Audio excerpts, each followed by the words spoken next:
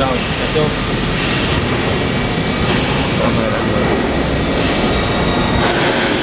Ốm đúng không?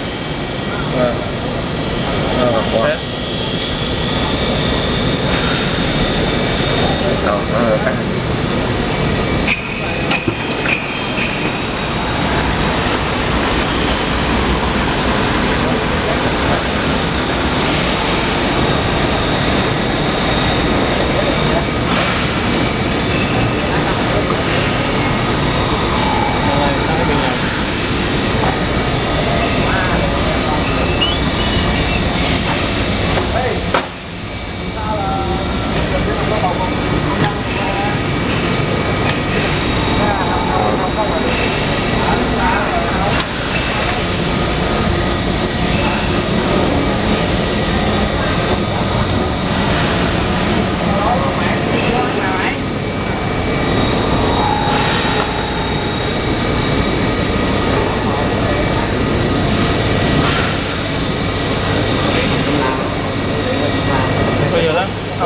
Suối này là 5 còn suối đây mà tắm rồi về không.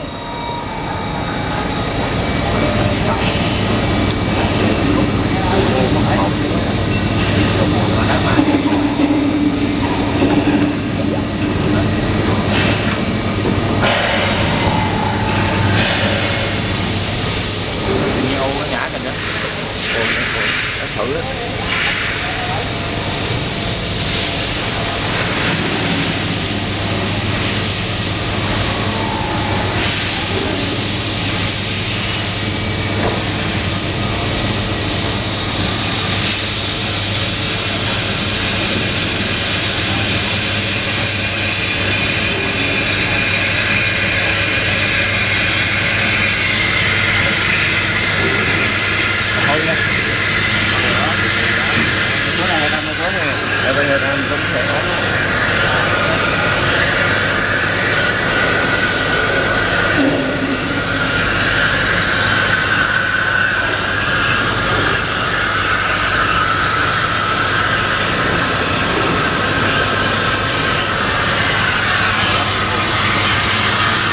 Đồng hồ rồi.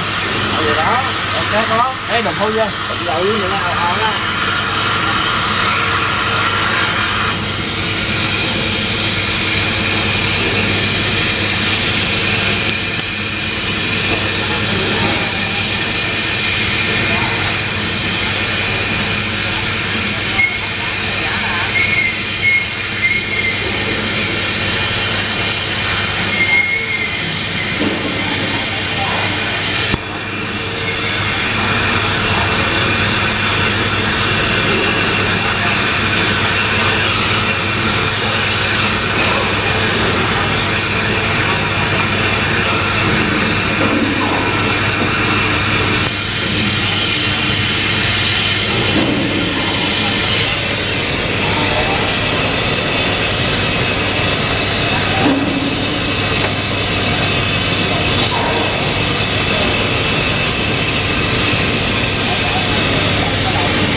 Tốc độ cũng chậm quá anh.